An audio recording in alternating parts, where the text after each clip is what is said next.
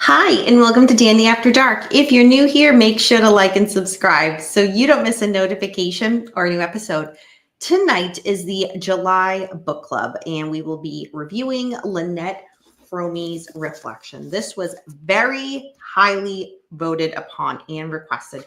And actually, even this book was very much requested to be talked about over on the Paulcast when me, Paul, and Beckham did the Manson Saga discussion panel. So we will go ahead and get into it, but I am not alone tonight. Joining me tonight, you know him, you love him, Zach Kopp. Hi, Zach. How you doing? Hey, Dani, it's great to see you. I'm doing well. How are you? I am good, thank you. All right. I saw your picture that you posted of Reflection, so I was like on Instagram, and I was like, yes, he's going to be a part of it. Yeah, I'm glad to be part of it. It's a good book, I think. Yeah, there's a lot to talk about because I mean the Manson case is very, very discussed. Right. So what I did, I don't know about you because I mean this book is very, very big and there's a lot to it. So what I did was I kind of broke up my notes by section. So I don't know if you kind of want, we can like kind of go in order of how the book goes and kind of chime in here and there when we, you know, there's something that we want to mention. Does that work? I trust your notes. Just go through your notes and I'll chime in. That's a perfect If you knew how many, okay. So on my lunch break today, I went through the notes I have and condensed it. I had 35 pages of notes. Whoa. We will not be going over 35 pages. I condensed. Yeah, I'm a bit crazy when it comes to notes, but that's okay. That's okay. So, and anybody who is in the chat, and if you've read this book, by all means, please weigh in and discuss as we're going through. Or if you're like, hey, I haven't read it yet, I'm interested, and you have questions, please do. Just a quick see who's here. We got Car Guy. Hello, Kane, Tony Stewart, Corey Novak. So Car Guy says, I got this book, but sadly I didn't read all of it. Okay, no, that's fair. So if we get to a point where me and Zach are talking about it and you haven't got to it yet and you want to dip out just to form your own opinion when you read it, we will not be offended. Or if you kind of want to hear our take, feel free to. Kane, I have the book, but I haven't read it yet. Okay, fair as well. Same.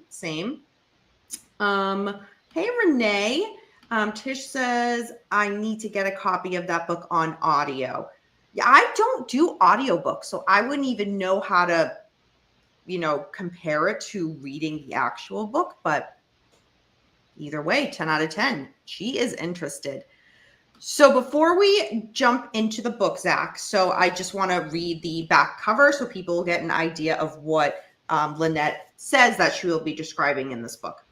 So what it says, as I typed out, you likely heard of the murders. This book is what happened before and after them, along with California's beaches and bluffs. San Francisco's oh my God, I knew I would mess up.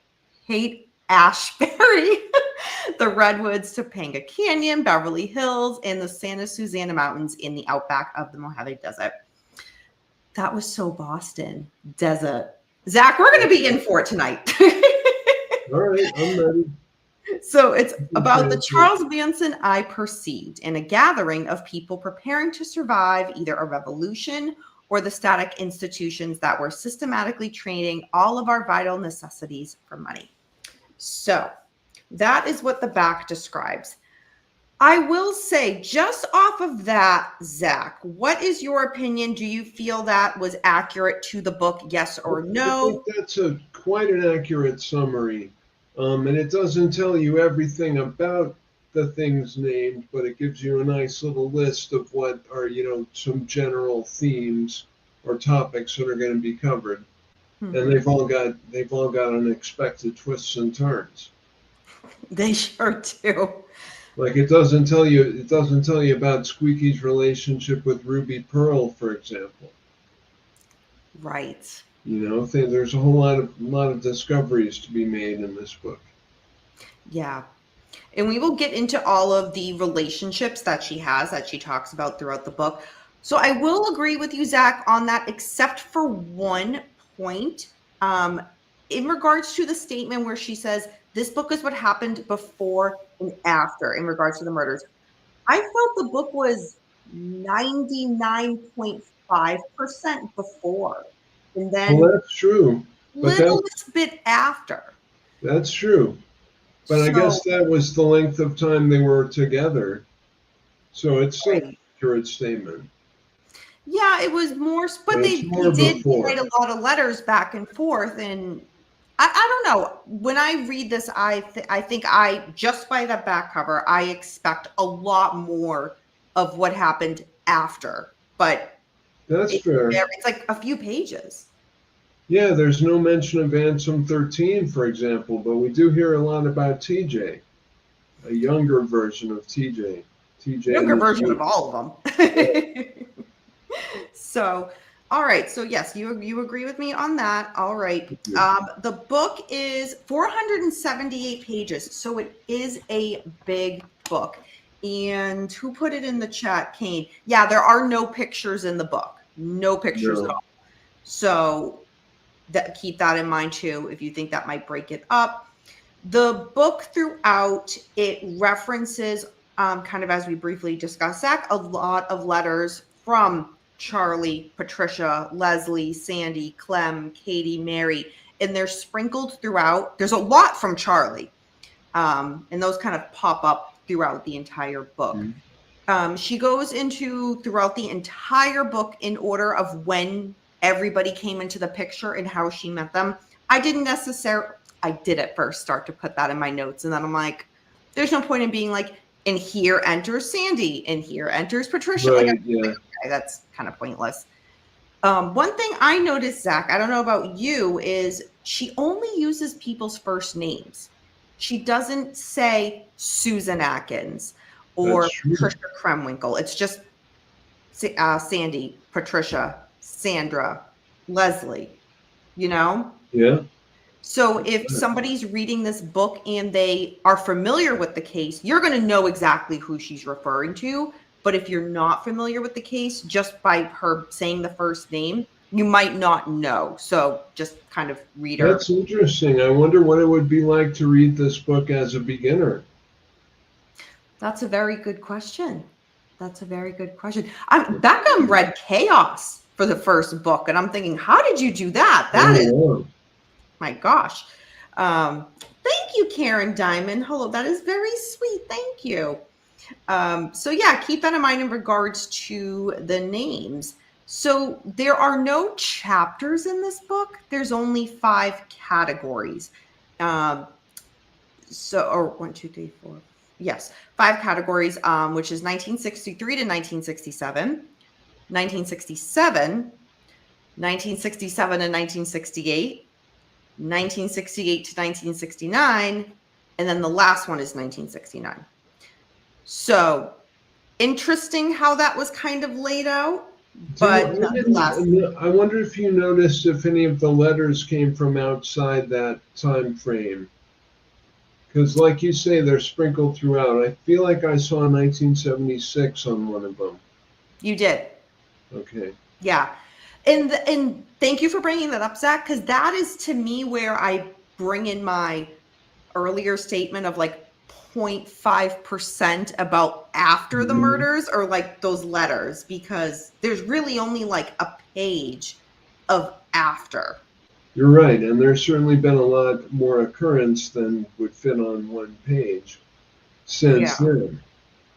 So, which is fine. I mean, I think a lot of people are, to be honest, me myself being interested in this case because coming from the Manson Saga discussion panel, we want to hear about Lynette kind of as she met Charlie and kind of leading up. So, Sure. I think the book could have just been described as that, and that would have been pretty accurate. But that's just me being kind of fussy. I enjoyed the lengthy autobiographical part, the first Charlie insert, because I read Manson in his own words, and you can tell it's not the same voice, it's not the same verbiage. But I Yeah, enjoyed reading all that autobiography. yeah. That was one of the points too that I had, Zach. So I'm really glad you mentioned that.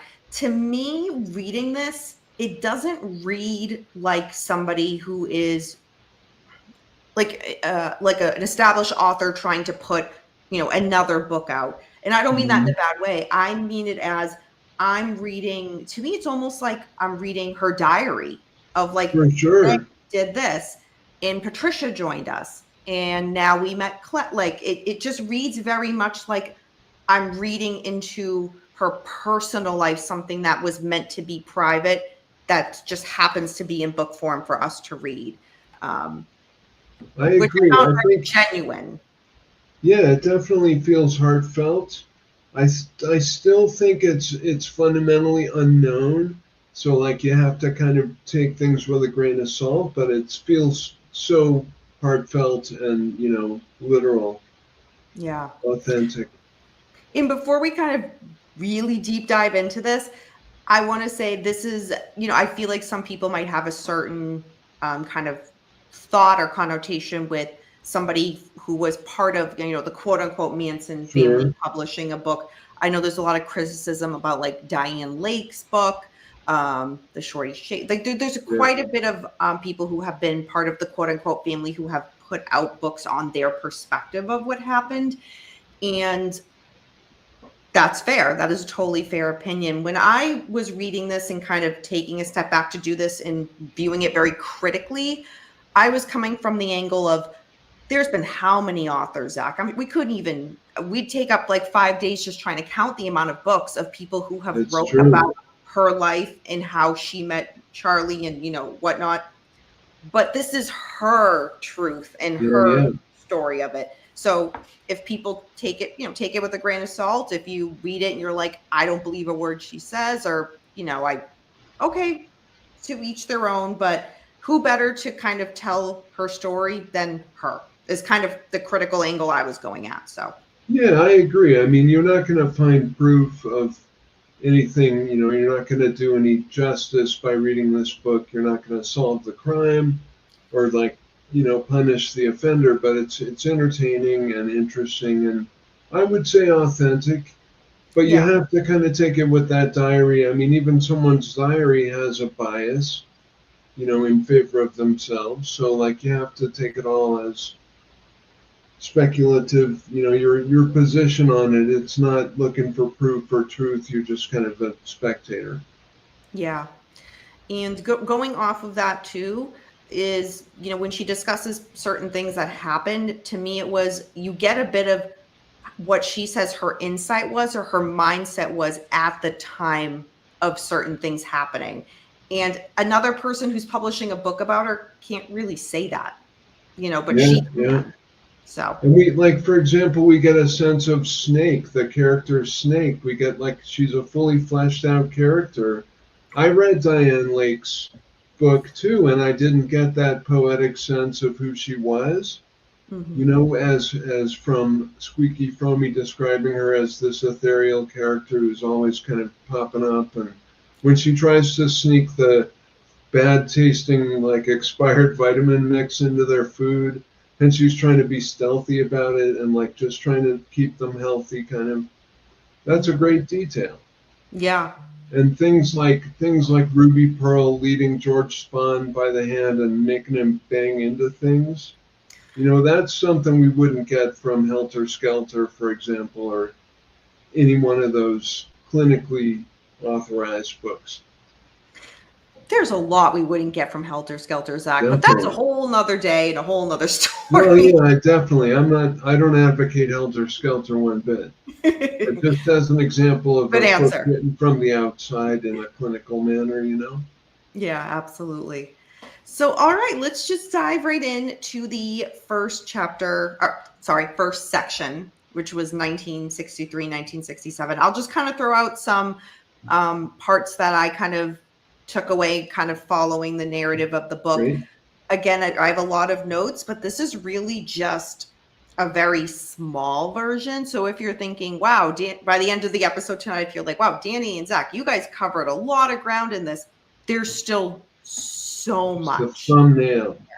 Yeah, like we're just giving you a fraction. What is my cat doing? There's a lot of noise going on right now. Okay, it is what it is. All right, so the book right away, as Zach had mentioned, that starts with Charlie. She starts about Charlie, how she knew him, and background of. She says he was born out of Terminal Island Federal Prison. He was 32 years old, and kind of how he aesthetically looked to her at that time. Then she kind of bounces back to where she was at this time in her life. In her first semester of college, she was 18 years old.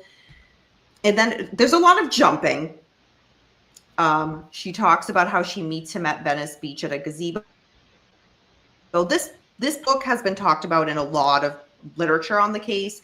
He comes up to her. He could sense, that she was a little bit down, didn't have a lot of confidence. Right away says, so your father kicked you out. And he laughed and she felt understood. He said he'd just been out of prison after 7.5 years and he was going north to see his mother and said, you can come with me if you want. And she kind of quickly thought about it. She thought about her boyfriend. Charlie was a stranger, but decided she just was going to grab her bag of books and just go. And he was Your very... boyfriend was not Phil Hartman. Sorry. No, go ahead. What was that? To Phil Hartman? There was a controversy about her boyfriend having dated Phil Hartman. That Squeaky had dated Phil Hartman. Apparently not. And I'm just making sure everyone knows it was not Phil Hartman. I'm sorry to interrupt. No. But they did go to the same school. Yeah. They did go to the same school. They were in an elective together too. I can't remember offhand which one it was. Which small freaking world. That is wild. Really? But yeah, so Charlie was quick to pick up on Lynette's body insecurities. So he started complimenting her. And he was talking about her legs, saying that they were perfect. And she had said, nobody else had really said that to me before. She kind of sprinkles in very quickly that Charlie was 24 years old when he was sentenced to 10 years in prison for trying to cash that fraudulent check for $37.50. That's very well known in the Manson kind of literature. And pretty much from the get-go, she talks about how she really wanted to kiss him, and she felt a little bit of jealousy when he directed his attention at other girls. When he would play the guitar, she would really be kind of drawn in from that. And in regards to his dancing as well, she said it kind of, quote, a surprising sense of the supernatural came to me, end quote, when she kind of saw him dance. And one little point that I know this is very minor, means nothing to most people, but to me, I was like, oh, okay. She said, Lynette says that she was a trained dancer from childhood. So, all right. Yeah. Anything so far that you want to add to that you kind of were gravitated to or picked up upon? Well, I don't remember so much until Mary comes on the scene. And then there's like Lynette coming to terms with the triad. And that's like the initiatory moment before the family starts to, metastasize, expand. And that happens pretty quick in the book when she kind of brushes through a lot of this and then gets to when she met Mary and how she met Mary. And then, like you said, it was kind of the three of them. In regards to when they did meet Mary, there was I had one quote. when I see it, I'll get to it. But it was about the three of them, and it kind of really stuck to me. But I'll see it when I get there. In regards to Charlie, so she's meeting him for the first time and spending this time with him, and then Mary's obviously she's leaving her life behind and going with them, and then so three of them for quite some time. And so there's all these observations that kind of as the book is going through where Lynette is talking about things that that he's doing that kind of stand out to her. So for example, she noticed, and she always calls him Charlie, by the way. Yeah. You sense that you get that throughout the book, that Charlie was very good with kids, even engaging in conversation with them. And at one point, Charlie calls on her and says, like, why are you looking down at children? And she kind of realized she was right. She was looking at them kind of being like, oh, they're uneducated, they're untrained, when in reality, Charlie's just like, you can have engaging and philosophical conversations with anybody. I remember that. There was 3 full pages of the LSD trip that she had with him. Yeah. I didn't, to each their own. Hey, Sadie, good to see you. Even after she meets Charlie and Mary, and that is going on in the book, she still Lynette will kind of jump back to like parts of like her growing up and then jump quickly back to the present. So there's a lot of jumping around. Mm-hmm. I don't know. Lynette talks about how the first time her and Charlie had sex, she says, quote, Charlie made love to me naturally, unlike the movies about moral frustration and the sudden manic depressive mashing of mouths. He took his time. When I allowed it, he moved me. When I stopped it, he freed that energy, allowing me to feel beyond anything I had experienced, end quote. Because the sex and orgy lifestyle at the ranch was so prominent in the Manson literature, I just wanted to make a point to kind of describe that quote specifically. Yeah. That's high praise. It is very high praise. In regards to Charlie's philosophies, Lynette kind of sprinkles in throughout the book kind of different things that come up in different situations that come up at the time. However, and then Zach, I don't know if you kind of picked up on this too, where this theme was throughout, where it talked about their ego in regards to money, in the sense that you could have nothing but have everything at the same time. Definitely, yeah. Yeah. And that was very, that, Charlie would remind them that. It has that. to be kept in motion, and that when you try to hold on to it, that's when it becomes a poison. I don't know if that's the exact quote. Something like that. And even throughout, there'll be parts in the book where Charlie will, I'll just say Charlie because that's what she's referring to throughout the book, where they have something and he gives it away. Sometimes it's even an automobile and he's like, I don't need it. Yeah. I have everything. I don't need it. So there is that sense throughout. He gives away a bus, and then it's left abandoned. I don't remember if they went back and got it, but they did. Yeah. Yeah. And that person's always like, "You're not really going to give me this," so they never take him seriously. Mm-hmm. Kind of like the well, we're not there yet, but it reminds me. It's kind of a foreshadowing of the what's his name, Crow. Bernard Crow. Yes. Oh, yeah, we got quite a way to go before Bernard Crow, Zach. So, in regards lots to... Lots of Papa, that's what I was looking for. Lots of Papa, yes. So, with Lynette, Charlie, and Mary, they go to the Haight-Ashbury in San Francisco. Lynette describes the scene at that time. People were kind of in costume stylized outfits, dressed for comfort. She says this was a time of unbound hair and women were braless. The new fashion was low-waisted, snug-fitting bell-bottom jeans that kind of swept up the feet. I'm thinking, I wore those types of jeans in high school, so I don't know. Apparently they came back. I remember it from childhood. I probably owned a pair in childhood. So, hey, Paulcast, Paul, what are you chirping? Sandra Good went on a date with Stephen K. Talk about a small world. Yeah, for real.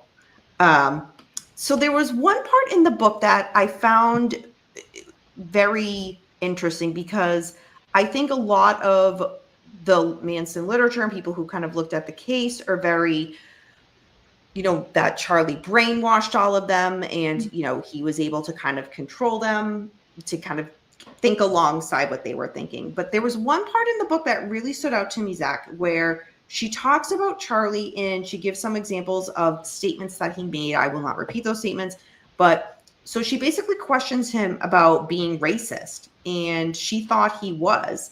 And she was just like, oh, well, that's not okay if he thinks like that. But Charlie would answer her back when she said, like, why would you think that? Are you racist? And he said, quote, they are all beautiful but different, end quote. And that kind of stuck with it. She didn't seem satisfied with that answer. She wasn't like, oh, okay, she still seemed kind of put off. And I found that interesting because that kind of goes against a lot of the brainwashing to think what I think and do what I say type of mentality. That never gets resolved. I don't remember how it doesn't get resolved. Wow. No, you're right. And it comes up later in the book with Shorty Shay's wife and the movement with the Black Panthers. And all the people coming to the ranch that day after. We're not there yet, but but you're right. There is that throughout, so it doesn't get resolved. Yeah. But she didn't just accept it. She was like, but no, he sort of tries to be sensible about it. He's like, I'm not a hater. I'm just a separatist. Each kind to its own, that kind of thing. Yeah, that was his description of it. In regards to the hate, Ashbury, as we just know from, culture, that was the place to be. But again, if you were kind of new experiencing it at that time, Lynette is kind of describing how it was through her eyes and ears at that time. She said at least half of the residents were travelers and were barefoot. There was plenty of hippies. They wore wild, kind of flower clothes, beads, paint, feathers, tie-dye became really big. And she says the marijuana was plentiful. In regards to family, so she talks about when they went to visit Lynette's family, and then also how they went to meet Mary's family, and none of the family really took to their situation and who everybody was. Predictably. What was it? Mary's mom called Charlie like a mooch or something like that. Like, that man's a mooch. That sounds right. I'm at the end of the book now. I'm not. You've done a great job with these notes. A lot of this stuff seems to have been lost on my end. So, if you want the full version of the notes, I'm just kidding. We'll be here another 5 hours. $5. So Mary's, we talked about Mary's parents. And all right, here's my note. So Lynette talks about intimacy between the three of them. So Zach, you mentioned that early. So it was intimacy between her, Charlie, and Mary. And Lynette says, her and Mary, they weren't bisexual. They were just both mutually sexually attracted to Charlie. Right. And I'm like, well, that's one way to describe it. Which I'm actually glad she did address it, because that's been a whole like kind of thought on it. So those are really the only notes I had from the 1967 chapter. Anything I missed so far, Zach, that you want to add? Something's coming to my mind, but I'm not sure if it's in this section. But there's something where Mary and Squeaky, I think, Lynette, have a falling out, and she never like makes up verbally, but she holds her hand when they're falling asleep. She like extends a hand, and somehow the whole thing is resolved. I might be ahead of myself, though. I can't remember where that falls in the timeline. So that was actually just a little bit into the 1967 to 1968 chapter. So you're right there. And all right, I just have to say, because I'm sure people who are watching us are just like, wait a minute. You just had a 1967 chapter, and now you're having a 1967 to 1968 section. Yes, that is correct. What's happening? It does get confusing as to, I think, why that. I still think it could have been broken up differently. I think it's a good one for people who are already versed in, the nuts and bolts of it all. But it could be challenging for a new reader, for like someone being introduced to the whole thing for the first time. Yeah, because 1967, that year is referenced in 3 of the sections. So if I say, Yeah. "Oh, Zach, can you go to the 1967 section?" You're gonna be like, "Which one? The 63 to 67, And I the don't think, 67, or there's no 67 to table of 68?" contents, there's no index, but it's very memorable. Yes, I'm absolutely. probably better with names or incidents, maybe. Yeah. So now we go to the 1967 to 1968 section of the book. And the book now bounces back. Lynette talks about Charlie as a young child and his mother, Kathleen. And when she had him, she was young.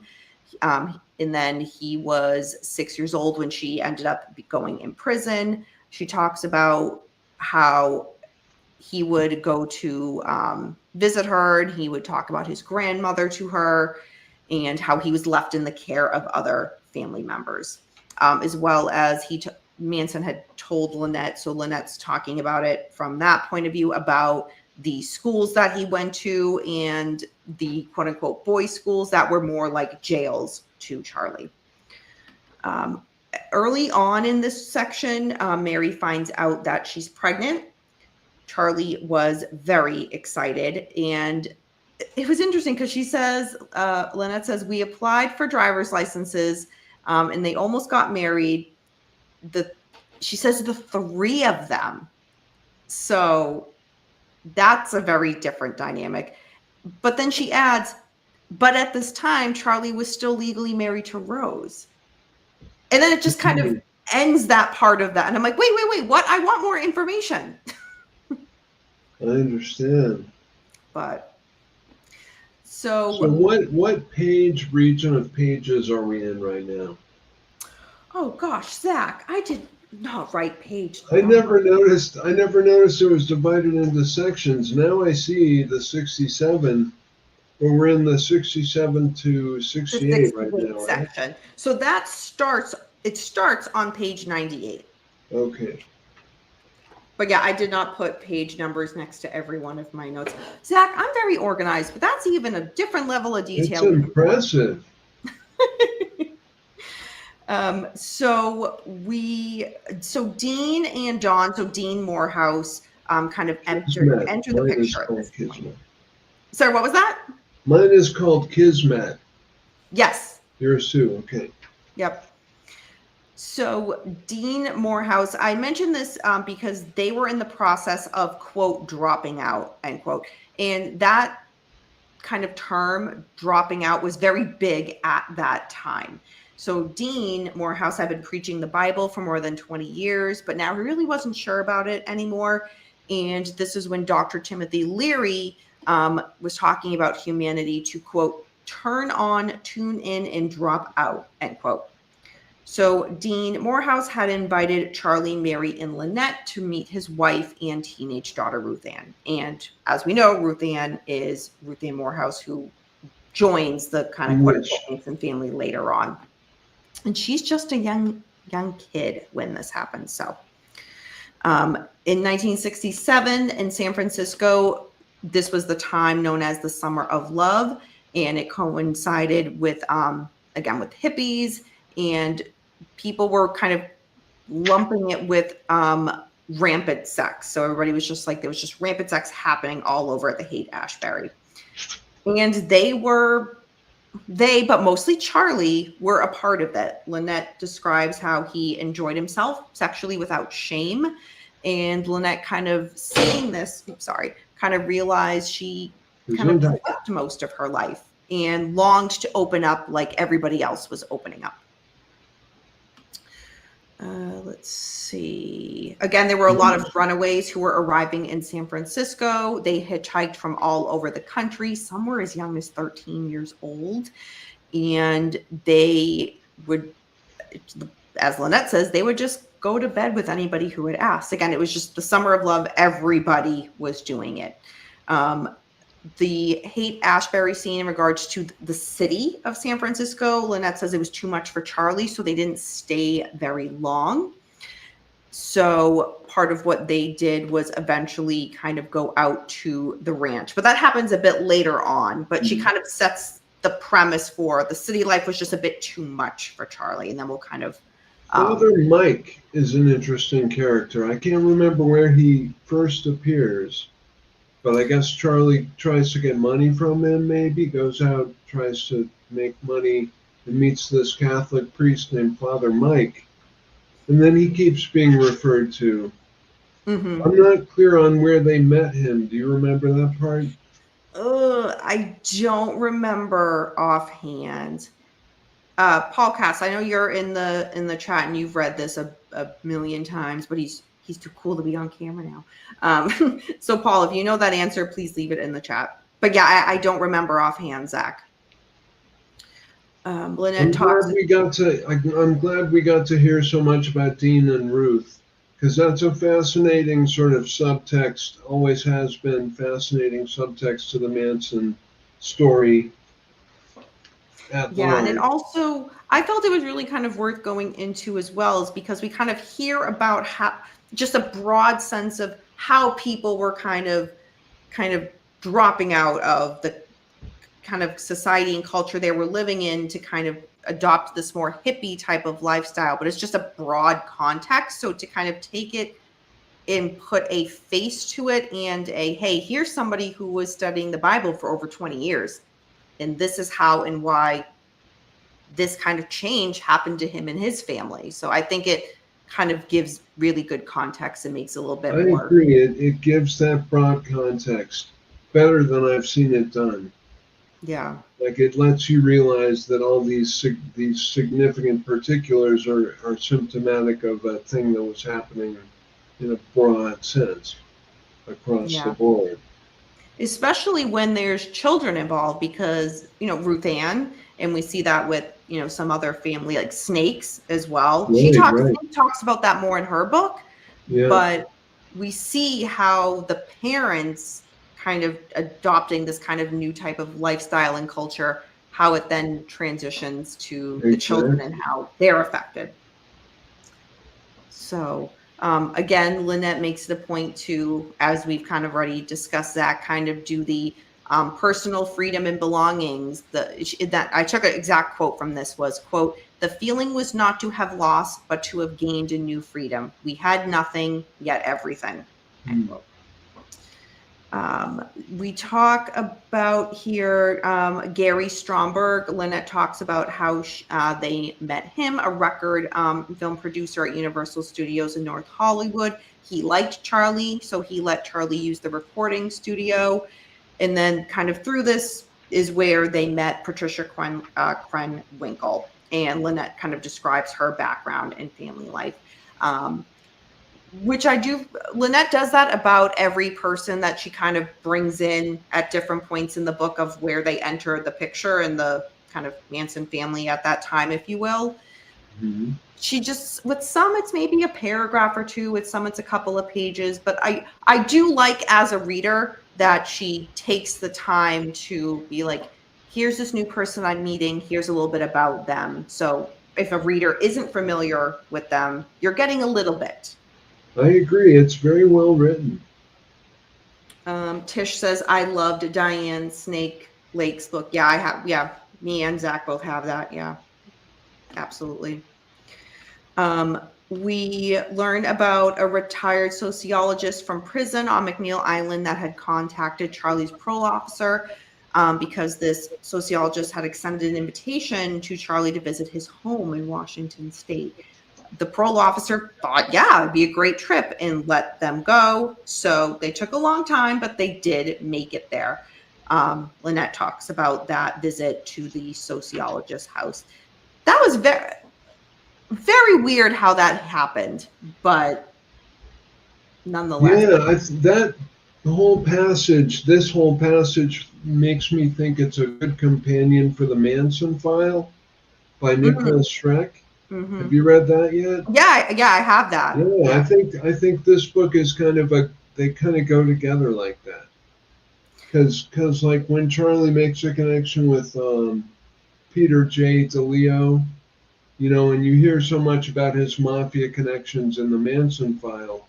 And Lynette presents it. This is page 119. I might be too far ahead. No, you're good. Charlie takes them to visit him. He looks through his frayed address book, and they find him in Sacramento. Peter J. DeLeo opened the front door and grabbed Charlie by the back of the neck, welcoming in like a son. Charlie, he called him with a tight, glinting grin. Charlie, what have you been doing? Are you kids hungry? Anyway, it reminded me strongly of the Manson file and that whole, like, unknown side of Charlie. Mm-hmm. That is a very excellent point, because there are bits and pieces in here about Charlie and kind of his contacts through prison or through various points in his life up to the point where now he's with Lynette and Mary and all the others who are joining. But so you get like a little bit of a, like, your feet are just kind of going into the pool with this. But in the Manson file, Nick Schreck goes a lot more in depth. Definitely. So, yeah. That's an excellent point that you make, Zach. So the reader would be like, oh, okay, this is somebody from Charlie's life. But again, Lynette's giving her perspective of that relationship, where with the Manson file, you get the different perspective because it's being more written from Charlie's. Mm-hmm. So, which is all great. I think all great perspectives to have, to kind of put and piece them all together. I personally agree. And if you're like us and you've read all the different books, this is one not to miss. Yeah. But yeah, I mean, I guess as good reviewers, we have to take the reader into account, and like, this is probably not the place to start, but it's a great one. I think it's my personal favorite. Oh, okay. But the Manson file is also pretty great, though. I mean, like, Nick Schreck probably explains Father Mike too. I'm still trying to figure out where he showed up. Yeah, I do have notes at the end for kind of like, for myself, like what I recommend or like little things I critique. But with the Manson file with Nick Schreck, I feel that with Reflection, anybody could pick this up. Again, if you don't know who all the people are, you might just see the word Sandy or Lynette or Patricia, Leslie, and you might be like, wait, well, who is that? But it'd be easy to figure out. So somebody could read this as a first-time reader and get a good understanding. Manson file, I would not say is let me pick this up. I know nothing about this case and read it. Well, yeah, they're all great. They're all great, 100%. There would just be for people who I think are, hey, I'm new to the learning about this case. All I read was Helter Skelter. I kind of want to dive in a bit more. I feel like there'd be a different, a certain order I personally would recommend. There's an excellent antidote to that one. Yes. Excellent antidote to Helter Skelter. Have you read The Shadow over Santa Susanna Pass by Adam O'Reilly? No. That's a good one. Okay, good to know. I don't own a copy anymore. Maybe, we've beaten this Manson horse to death probably, but that's another one maybe for the book club in the future, but not right away. Yeah, we can message me later so I can get it on the Google Doc, because I will not remember by the end of this. But yeah, good to know. All right, yeah, those were the only notes I had for the 1967 to 68 chapter. Anything that I didn't touch upon, Zach, that you want to make sure you mention? Well, where does it end, approximately? The last note I had was the sociologist's home, then them coming back from that trip, and Lynette talking about how marijuana it was just more so the culture at the time. Marijuana was very, very much in use at that time, but she makes a point to say cocaine and heroin were not very popular amongst hippies, but the marijuana, and then of course psychedelics were. Well, that sounds like a good summation. Where are we now in the landscape? Like, which page approximately? See, without proper chapters, it makes it hard. Yeah, it is hard. Okay, there's the poem, The Hills on the Edge of the Valley. on page 236. So the next part that I have was the so page 167, where it starts in the 1968 to Okay, 1969 I was section. way So like the ahead. school bus. The But there Van was something Deutsch, before that I missed. Is it the Van Deutsches? Do we have the same edition? I On page believe so. 167, they're all the women are singing, and it's like, Mary, we hear your Yes, hammer. that's it. Yep. Yeah, okay, and it's Yep. fuck you. And then the Van Deutsches. I don't really remember the Van Deutsches, but are we caught up? Are we We on are the caught up. same? Yes. Okay, let's see Yeah. about the Van Deutsches. Oh, So this is before the Peter DeLeo. Okay, I missed. So the Van Deutsches are a little team of hippies, a family. But I mhm. couldn't leave this story without mentioning one of our questionable influences. Van's oldest son came to the bus one night and asked to try marijuana. Charlie warned that his father would be against it. Okay, so they're a bunch of straight people that they're teaming up with briefly, and then they go to Peter DeLeo. Didn't need to take that much time talking about it. Beg your pardon. No. Thank you. Because yeah, to me, like that, when I read that, I was like, oh, okay, it's just like a brief little point in that. And then Um, Peter DeLeo asks her, "You got to have larceny in your heart to do this." She goes, I guess she tries to turn tricks for the first time. And he asks her, "Do you have larceny in your heart?" And she tries it and doesn't enjoy it. And I think, and then she introduces Susan Atkins, sexy Susan. And I think she kind of doesn't formally renounce doing it, but sort of never mentions doing it after that first attempt. mm-hmm. So probably doesn't ever do it again, or potentially. And then Yeah, Susan Atkins kind of blows up the scene. in a very big way. Yeah. Yeah.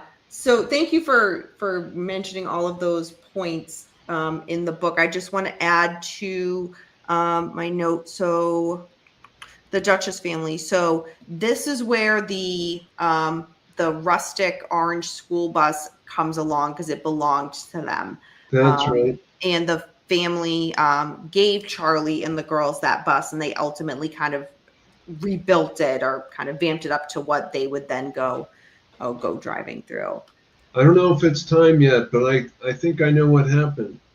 Like they were accused of, you shouldn't be driving this school bus. It looks too much like a school bus, and they painted black. Or is this a prior bus to the black bus? Nope, you're good. Yep. Yep, and then you took my note about Susan Atkins, but yep, so we got into that. And then also while Mary was pregnant, Lynette says, but it was just very in passing that she had suffered a miscarriage like right around this time.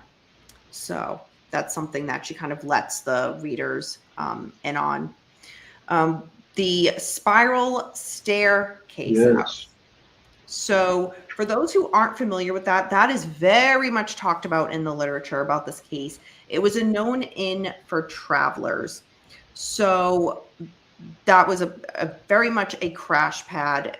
The book goes a bit more into kind of why the owner of the property, or the owner of the house, I should say, kind of let everybody just kind of come and crash there. Eventually that would kind of change, but nonetheless. But there were a lot of people that was central to this case that were introduced in the book from the spiral staircase house. Diane Snake was there. Sexy Sadie. Sexy Sadie. Lynette describes a bit of Diane's background. As Zach mentioned, Diane Snake, like she has her own book, which will go way more into depth of her background. But again, Lynette is older, so she's also looking at Snake very differently than how Diane, I think, would Good point. envision or thinks how she's perceived at this time. So it's just very good to have a different perspective of somebody from the case looking at somebody else on the case. I I agree. find that type of dynamic very interesting personally. Yeah. When Diane left to go with the group, Lynette describes Diane's parents as just kind of waving goodbye to her, just like, again, this was the culture. Yeah, you're a kid, but go off. And one of the things that Lynette says at this time is, quote, the parents were waving to the happy group of what they thought were typical hippies. We would see them many times, but never once could they see what was ahead for their daughter, and more daughters would come, end quote. I thought that was very ominous of what is to come. She talks about when they met Bobby, as in Bobby Beausoleil, who is very central to this case. Bobby, yeah, he was living up at old Topanga Road. And Lynette stopped by one morning, and that's where she got to meet the landlord, and that was Gary Hinman. She described the first time. All right, Zach, you know I had to put this part in the book, so it's fine. She talks about the first time she met Gary Hinman. He was cradling a big cross-eyed cat. Yeah. Yeah, of course, when I read that part, I'm like, quote. But another reason I wanted to quote that so yeah, Zach, I want to know when you read this part, what you thought. So Lynette says, quote, the cat vigorously needle and saw form drawn specks of blood. Gary explained that the cat had been weaned too early. This wouldn't be worthy of mention, except that in 18 months, Gary would die violently at Bobby's hand. And this was among a few uneasy recollections I have of him, end quote. I remember that passage, and it struck me. It's hard to imagine that really being the case where the cat is clawing him and drawing blood, and he's just smiling and saying, oh, well, he was weaned early. But I don't know. What did you make of that? It was sent, it just seemed so emotionless in the sense that, like, oh, wow, yeah, in 18 months, he'd be dead at the hand of Bobby. How ironic. Type of thing. But it was like she kind of said it, and then the book just went on. Yeah. So it was a very interesting passage, like you said, that was just kind of put out there. And I think the reader, anybody who would reading it, would kind of take that and take a step back and go, wow. I like those moments in writing that strike you, and you're not sure if they are supposed to stick out the way they do, or if they're just part of the flow. Mm-hmm. It didn't seem like a mistake to me, but it did seem like a moment of strangeness. Yeah. Like, this was one of those moments to me where I would love to have had more, but it was just kind of thrown. Good and then point. We moved on. Yeah. But yeah, okay, I'm glad that stuck out to you as well. Let's see. So she talks about at this point, because there's a lot of them there at this point. Again, I took out of my notes so we weren't here for the next 12 hours of, enter Patricia, enter Leslie, or, enter all these people. So at this point, there are a lot more people who are with the group at this point. And they all had fake IDs. They were continuously under police surveillance. Mm-hmm. So this was where Lynette says it was really time they realized that they had to move. So they were going to be going to the ranch. When Mary had her baby, Charlie was very excited, and they named the baby Sunstone. So yes. And there's Deirdre Lansbury is mentioned, and not by name, but by she's called Dee Dee or Deirdre, and that was cool too. I'm sorry to like divert, but it was interesting to get a little more sort of characterization for her, because I've only ever seen her referred to as Anne, the daughter of Angela Lansbury, was there, so it was cool to see a little of her interaction and her personality. Yeah. And you make an excellent point. I had it in a note later on, but I'll mention it now because it's a really good point to make.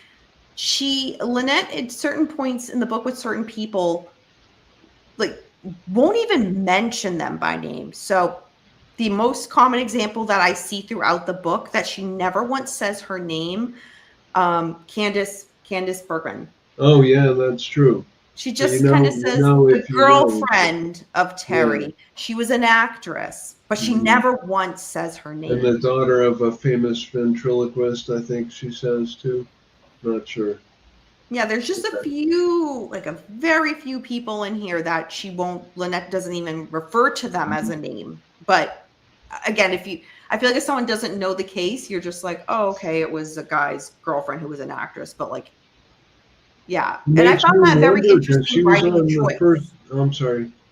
No, please go Makes ahead. me wonder because she was on the original cast of Saturday Night Live. I'm pretty sure, or like one of the early casts.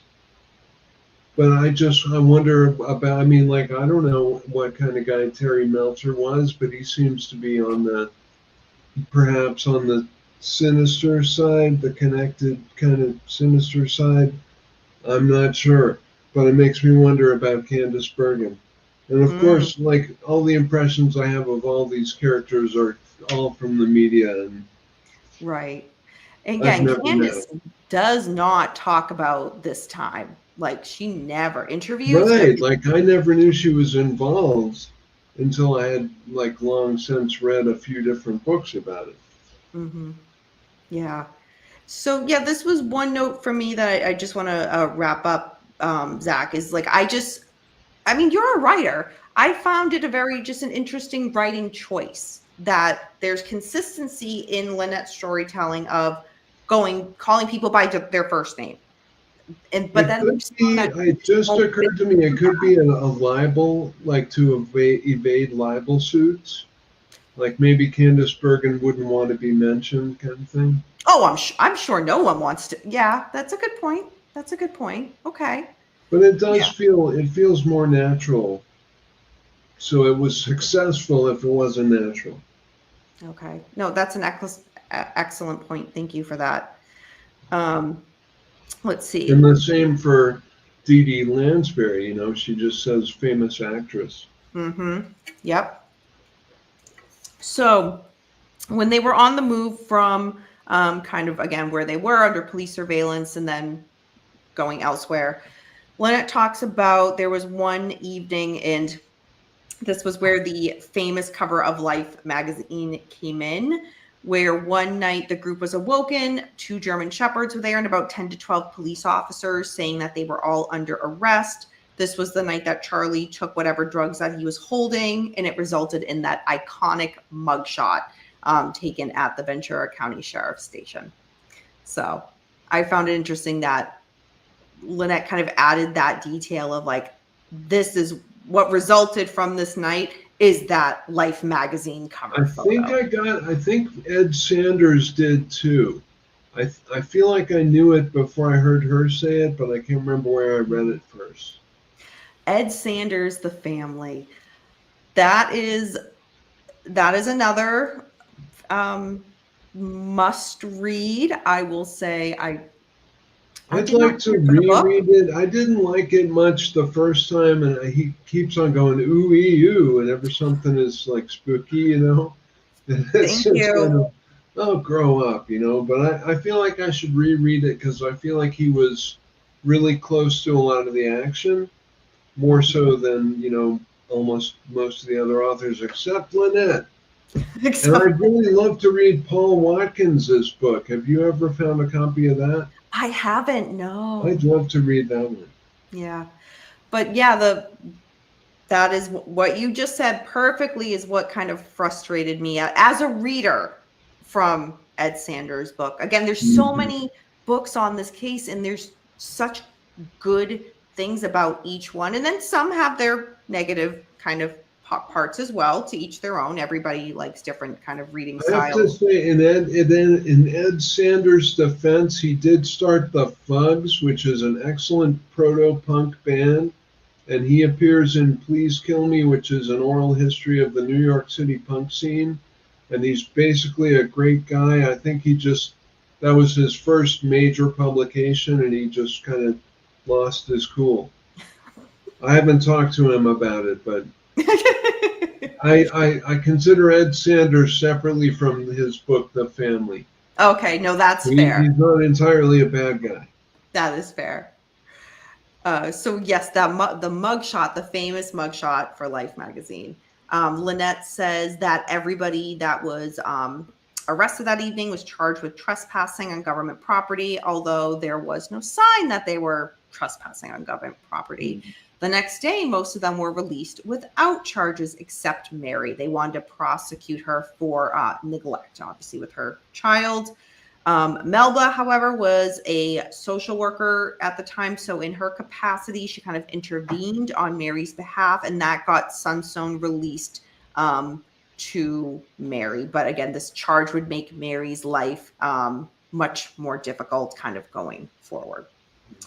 At this point in my notes, they get to, well, they don't get to that. Lynette talks about Spawn Ranch a lot more, goes into a page upon page of details, but they didn't move there at that time. It's like she just kind of threw it in there and then went back to the point in the book where they meet Dennis Wilson, but then they get to the ranch later. So I just found that it didn't organically flow very well for me as a reader. Because I'm thinking, okay, this is, as a reader, being critical, oh, this is where they must go to the ranch at this point because she's spending so much time on it. And it's just like, no, let me talk about it, but then go to somewhere else. Well, there may have been a memory trigger, like in whatever the previous passage was, that would have meant something to her, and maybe she's not so much an author as just a rememberer. You were 100%. But I think she's a good writer. Very fair. Very, very fair. So, yes, they meet Dennis Wilson. Lynette talks about the day that Patty and Ella were returning from a hitchhiking trip to the city. Dennis Wilson, for those who don't know, musician, drummer for the Beach Boys, ultimately offers them a ride home. And Zach, this was another one of those examples where Lynette does not say the Beach Boys. What she says is, true. Quote, for a well-known West Coast music group, end quote. But ultimately, that is how. Does she never say Wilson, or does she? She does. Okay.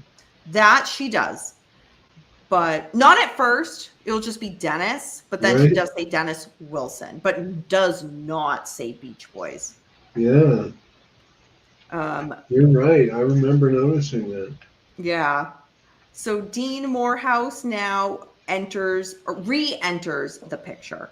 So that is because Dean was welcomed by Dennis to use the guest house. So that's how, again, Dean gets back in. Lynette talks about how some of the girls ended up going to jail, and this was because Sandy had given LSD to some underage boys just before the boys were questioned by police. So that's also in the Family, I think, the Sanders book. Yep. So Charlie talked to Dennis about trying to bail out the girls. The problem was that Dennis wasn't able to have access to his money because it was tied up in investments. So Lynette makes it a point to say, it's written about us that we kind of took him for thousands of dollars and X, Y, and Z. But Lynette says, we only took what he gave. We didn't press him, or the girls would have been out on bail.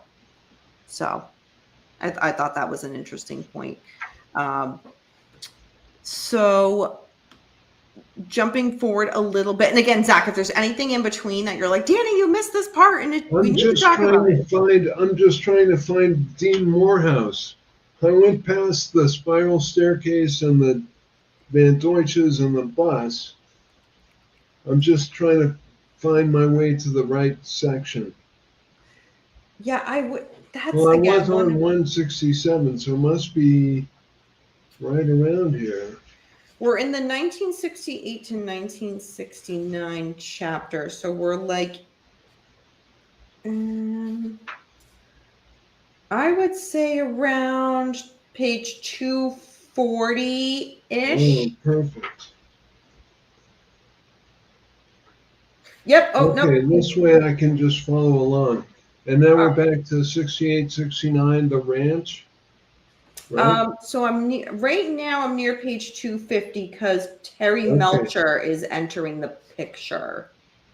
So I'm like right around there. Dennis and Charlie walk the grounds, comrades of many moods, 249. Nancy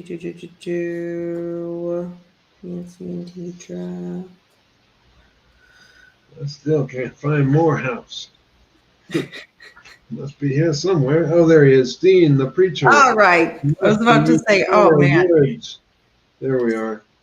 See, this was one of the this is a great example to anybody who's watching this, is there's only those 5 categories of the book. So if you're trying to describe to someone, like, you can't be like, oh, chapter 11, chapter 12. It's much harder to pinpoint. It's a shame because you don't want to write on it. I guess get some sticky notes, get some bookmarks. Yeah. So Terry Melcher is brought in at this point. Drove his big foreign sports car through Dennis's carport and honked. Strawberry blonde with a big red mustache, Terry looked impeccable in pastel cotton sportswear. He was a young businessman, the product of his mother's television show, which we had never seen, and that was Doris Day. Beside him was a naturally handsome actress, the daughter of a beloved TV entertainer. Okay, I don't need to go on. But there we are. Terry Melcher roars onto the scene with Candace Bergen by his side. But it does not say her name. No. It does not say her name. But yes, absolutely. It might not even have been her. But then again, it probably was.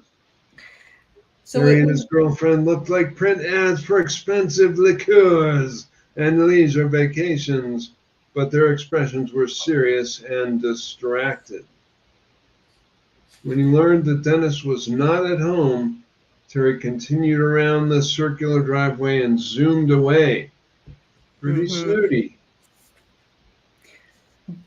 But if anybody's just like, well, Dennis wasn't there and he left. But this is kind of Terry's kind of how he gets brought in and kind of meets those central all the runaways and stragglers. No offense, but they would have seen him as this dramatic rich guy pulling up with the rich girlfriend and then zooming off. Oh, absolutely, absolutely. I mean, I guess he would have conveyed that impression. So at this point is when they eventually leave Dennis's and they say go back to the valley. What is meant by that is this is the point where they're going to go to Spawn Ranch. And Lynette describes kind of how that kind of played out, where they decide, all right, now is the time to leave Dennis's. If somebody wanted to do like go down a rabbit hole of like Dennis Wilson himself and like his life, all the struggles he had. I mean, it's such a sad story. And you should mention, finish your thought though, but I have something to contribute. No, I was just going to say, it's such a sad story. And we get like, there's little bits in that Lynette describes in the book of what she saw in her experience of kind of being around Dennis. You just get like these little sprinkled pieces of it, but yeah, that was it. Go ahead, Zach. So Legs McNeil, who's the co-editor of Please Kill Me, the book about the New York punk scene, has produced a film, and I don't remember the name of it, or it might even be, it hasn't been released yet, but it's a film that exposes Charlie's relationship with Dennis. And we've all heard about Charlie making all the guys do the homosexual thing and get all their hang-ups out. And apparently he made Dennis do that too, which is kind of a thing no one's ever mentioned. And I'm not saying it's true, but that was Legs's production, and he thought of it as a blockbuster, like a bomb show. So if it does get released, I hope it lives up to that promotion. I do follow Legs McNeil on Instagram, and that is cool. a very good It account. makes sense, doesn't it? I mean, why would Dennis have been exempt unless the whole story of living off of him is true? And it doesn't seem to be, although it may have been a sidebar of the truth, like they might have been living off of him, but that might not have been their only whole purpose or point, you know? Yeah. And with this, I mean, that's an excellent point too, because you could read 5 different books on this and have 5 different theories or 5 different ways it's so that's just the way it is with this case. But you make an excellent point for that. Well, I just felt I should mention it. I wish I could remember the title. No, if anybody knows it, put it in the chat, or Zach, I mean, after when it, because it will come to you once the show is done, because that's the way the life works. Yeah, You can always just leave a look it up. comment on the video if you want, so Yeah, I that will. people know you're trying. Awesome. Thank And you. everyone else should too. So at this point, my notes go to the last section of the book, which is 1969. So I think this is kind of more so where I would say for somebody who's reading this book, who is into the, the Manson case, this is where you're going to get a lot of, because this is where they get to Spawn Ranch. So this is where like the kind of pre-August 1969 kind of events happen. A lot of insight into Sandy Good's character, I think, in this section, or is it in the previous section? Nope, it's in this. Yeah.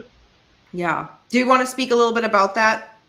Well, just in a nutshell, she's out of her element. She's been privileged and pampered her whole life, and has been, I think, abused by, has a hateful mother, and had some kind of spinal dysfunction, some kind of problem with her back, had surgery, and is just kind of continually amazed by the different hippie behaviors that she encounters.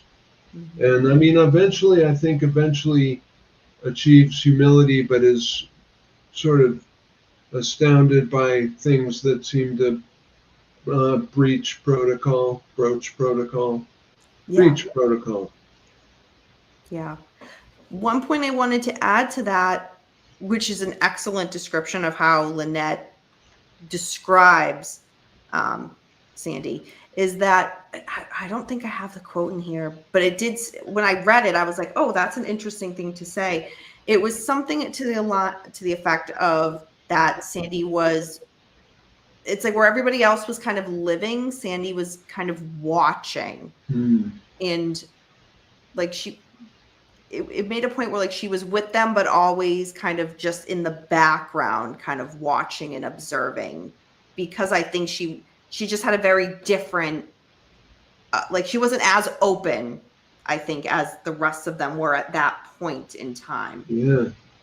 And it's a cool thing. It's a nice device. It's an effective device, and we get so much of her correspondence interspersed in this final section. Because it goes very well with Lynette's description, because it's very much Sandra on the outside of things, kind of coming to terms. Yeah, absolutely. Spot on. So again, 1969, the last section of the book. At first, when they get to Spawn Ranch, they were spending the nights in the jailhouse. George would then let them kind of bring the black bus onto the ranch so that they could sleep in it. Lynette describes George's house. She says it was like a cruddy bungalow. The windows were filthy, that overlooked the front yard. There were flies going in and out of the open door, and there was just a lot of clutter. Lynette describes the first time she met George. She says he was 80 years old, and his blindness had for the last 5 or 6 years kept him apart from the world, but he was mentally still present, and he was living alone. Lynette goes into a lot of detail about the ranch itself, which, again, because we just kind of hear in different literature about the case of, they lived at the ranch, but for her to have lived there and be like, this is what it was to me, I thought was very And we impactful. get to meet George Spahn for the first time, who's always just kind of been this wax effigy in the Manson saga, you know. And we get to like hear him tell jokes. He tells a joke about the pumpkins growing on a hill out back, and they all rolled down, knocked over an outhouse. You just get a sense of him as a human being, Mm-hmm. and I appreciated that. And the Yeah. whole weird relationship with Ruby Pearl, and Ruby Pearl, because we've all seen this person in the different documentaries, but that's another person we don't really get a sense of, a full sense of, you know, and it's cool to have those people characterized. Yeah. And I think we're kind of going off of that as well is, from Lynette's kind of point of view on those who were involved with, George Spahn kind of leading up to when the Manson family came to the ranch. She really you can sense in her heart and her soul, she just feels so bad for George because he's frustrated where he is in his life right now. He can't do a lot for himself, so he relies so much on others. And some of those other people who are supposed to be helping him aren't really doing that great a job. And I think you can say after reading this book that she definitely did care about George Spahn. She wasn't just using him. I mean, and you can take issue with that too, but I mean, it was a heartfelt thing. Yeah, absolutely. And like a lot of the things that kind of she goes on to help him with is, she's just like, Charlie didn't make me do this. Like this was just something she wanted to do, was to Right. Even help. even the Dennis Wilson, I know that's jumping back, but like the story we always hear is they just moved in, but apparently, according to Lynette anyway, he like from his own mouth invited them. Yeah. So you always kind of have to read between the lines, whichever side of opinion you're on, reading books about this case. You Yeah, know, absolutely. but that's life anyway. Yes, very good point. Lynette talks about the first time she met Charles Watson at Dennis Wilson's. It goes a bit back. She says Tex said he was in the business of quote wigs, end quote. In that quote, he didn't tell me that he was supplementing his income by dealing marijuana and lightweight drugs, end quote. Because that's been a whole thing. Tex was like, "Oh, I'm in the wig business," and like Lynette just flat out says he was also doing this. Like, Yeah. just puts it right out there. Um, Lynette said she didn't remember having any problems deciding what to do or who would do it. And that goes for everybody who was living at the ranch from the Manson family at the time. She said there were no job assignments or schedules. There was things that had to be done. And when it was necessary, everyone did almost everything at one time or another. But for the most part, in regards to the food, cleaning, and childcare, the women took about care that like 90%. But to be fair, there were a lot more women there than men. True. So kind of balance that out. And then Lynette says at this point, and I took this quote, in less than 2 years, county prosecutors would indict Charlie as a mastermind and dictator. But Charlie didn't dictate by ordering or making rules. Most of us had enough rules made by people who didn't follow them. He ruled by example. Yeah, we already talked about this, Zach, that Lynette says that she was never assigned to spend her days with George by Charlie. She and George had an easy rapport. And in fact, a lot of the girls stopped by at least once a day to see George and see how he was doing. Let's see. Preacher Dean Morehouse and Charles Watson showed up at the ranch at this time, and this was after Dennis Wilson gave up the lease on the house that he was renting. George said that he was the one that said to Charles Watson, calling him Tex, and that's where they got that name. And that at the time, George said there was plenty of work for Tex to do at the ranch. Cappy Capistrano comes into the picture. Sadie, who was we kind of jumped a whole bunch here, but Sadie, who was pregnant, she had her baby at this time. Zizu, I know this name, I'm gonna butcher it. Zizu, ZC, Zadrak. Oh God, Zadfrak. Call him Zadfrak. Oh gosh. And I think she changed his name. I don't remember the new one. yes. Yep. In less than 4 months, when they were at the ranch at this point, the number had increased by more than a dozen. And although more people were coming, a lot of people were also talking about leaving. And that's where Cappy had said that her grandmother had a cabin in the mountains above Death Valley that her family didn't use much. And that location plays a central part in this as well. A bit later on in the book, but Lynette says, quote, I don't remember leaving George in somebody else's care or drive to the desert, but I recall that climbing into the mountains through Goler Wash was not easy, end quote. Mm-hmm. And she talks about that trip to the desert. And I wonder if that's the same, because isn't there a thing in the family about a miraculous bus movement? Like there was no way we could get through there, but somehow overnight the bus was on the other side of Goler Wash. I seem to remember that name. Sounds familiar. In complete and total, just like putting it out there, Ed Sanders, The Family, was a very difficult read for me. Not the context and the content wasn't hard. I just was so frustrated by the writing style. I know, it's like annoying. I know. Like, but maybe I get the point you're talking about. I get your take. Maybe like cutesy, weird shit like that was popular. I don't know. But it was like and again, it's like that is a very staple book for this case. So like it is a must read. I give like normally absolutely. He's a poet and he's a very good writer. So I don't know. I can't explain it. I just am very like when people insert their opinions into book, like obviously when you're writing a book, you're going to give it a certain narrative. True. And I get that. Sort of, I know better than this, and I know all about this, and I know. Like every other sentence, like he describes something and be like, well, that figures, you know. Yeah. Of course they did. And I'm like, that smart aleck. So it was very frustrating for me on that. So if I don't recall the details, Zach, I apologize. Betrayed because, like Ed Sanders wasn't exactly a hippie, but he was definitely a bohemian and a proactive counterculture guy. So maybe he was just like these fucking Manson family, you know. Maybe that he was just kind of out to one up the Mansons in writing that book or something. I don't know. That's just my 2 cents on that book. But so if I don't recall the details of that, my apologies. No, I don't either. It made an impression, though. I got to give him that. 100% agreed.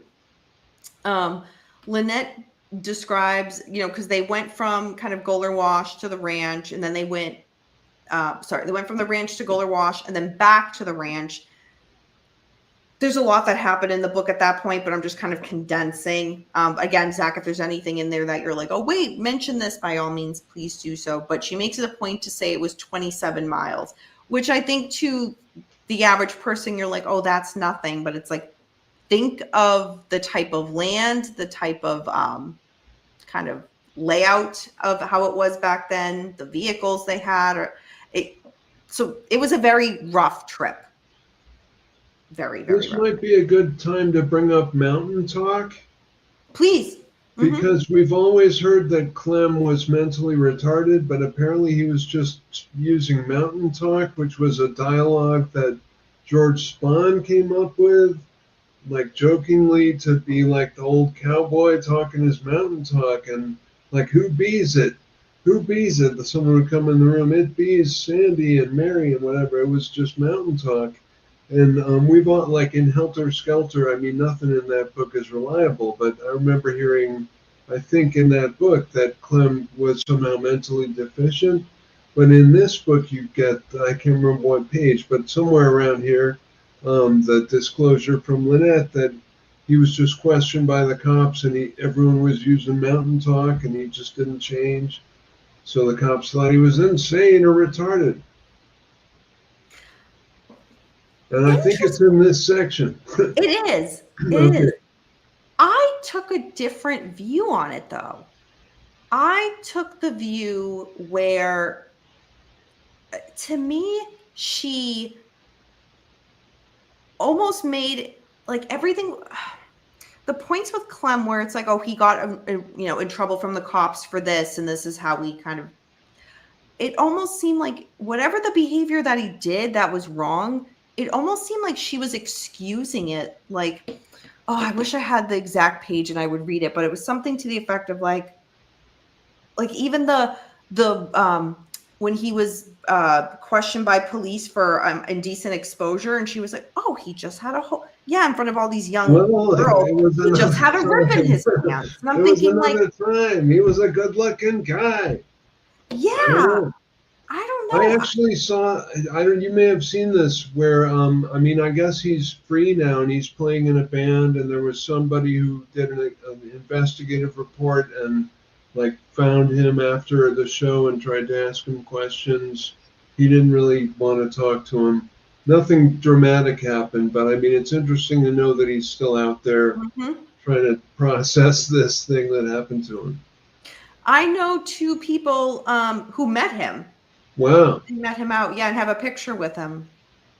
Yeah. What's he like? From what I remember them saying, he was very nice. All right. Glad But to hear. yeah, on the music scene. So, yeah. I'll tell you a weird thing too. I mean, unless you're in a hurry to go. No, please go I ahead. went to Montpelier, or no, I'm sorry, to Madison, Wisconsin, because I was thinking of moving there, and I ended up meeting the son of Lanier Rainier, the guy in prison who gave Charlie his first Scientology exposure, Mhm. and that was pretty cool. I mean, it was very weird, and I won't even say it. There's a sort of a tragic thing um, that you might want to look up later about the way Lanier Rainier died that I did not bring up at the time, but Okay. realized, oh my God, that's a hell of a way to Interesting. go through things. And I'm being very vague here, but that's just how it's got to be. Fair. And Yeah, now it's fair. over. Okay. Good to know. Good to know. Thank you for sharing that. Yeah. Um, yeah.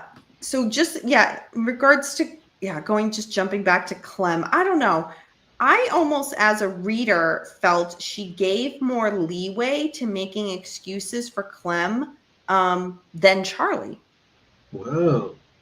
That's just my opinion, and that was very surprising. But yeah, it was especially when it got to the comment about like the Clem with indecent exposure to like Yeah, I young remember girls. that. Yeah, and she was like, "Oh, he had a rip in his pants," and I'm like, "Oh, I But I again, that can was her also take. see the That's her cops truth, being her really take." hardcore about people having rips in their pants in the middle of a cultural upsurge like that. Like, that's indecent exposure, you know? Then again, it I was the Manson family. It was probably a pretty big rip. I was just about to say that. Yep. Um. All right. Oh, So, crotch. God. Dennis Wilson. So the book mentions it earlier on, very, very um, like nonchalantly, but then it brings it back here in more detail in regards to that Dennis Wilson and his band had a song that Charlie had written for him, Hmm. but the band, as we know, the Beach Boys, had changed some of the words in the rhythm. It was a similar song, but in different spirit with a different message.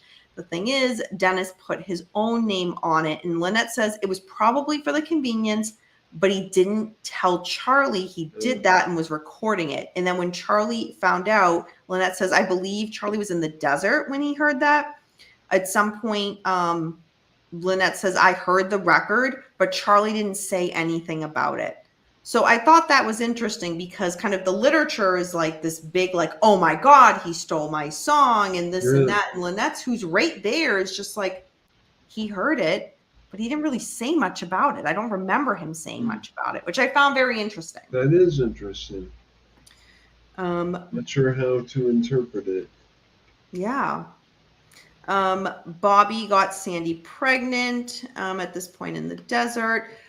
We learn more about Shorty Shea and him being at the ranch.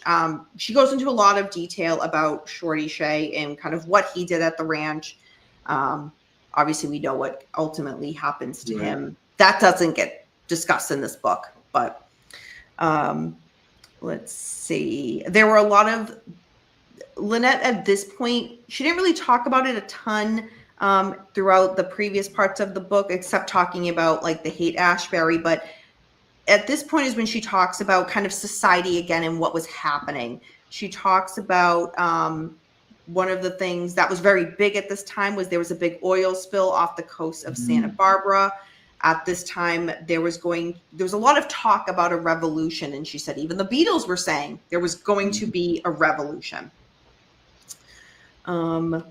We get to learn about when bikers started coming to the ranch and drinking there, partying there. Obviously, a lot of the drugs that was going on.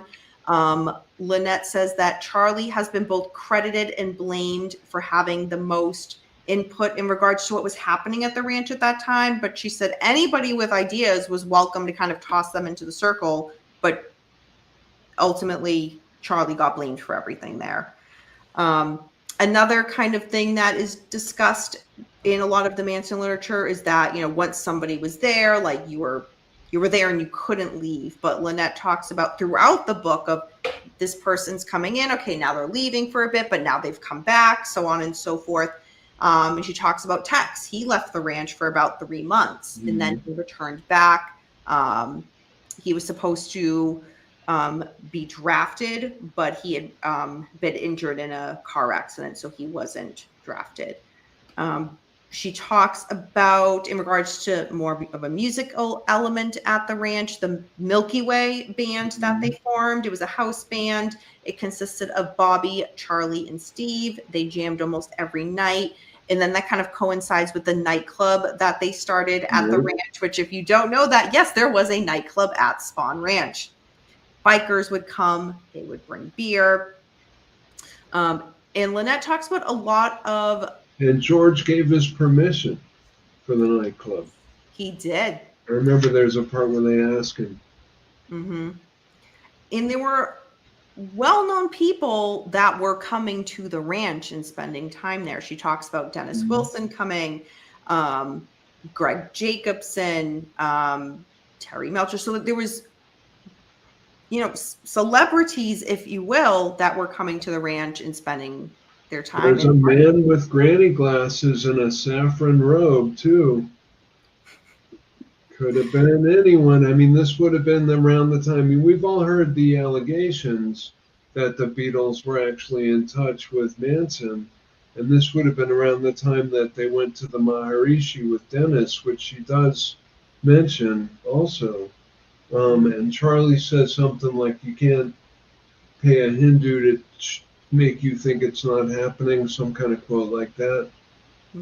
I don't know, but for some reason I thought I flashed back to the allegations and thought maybe she's talking about.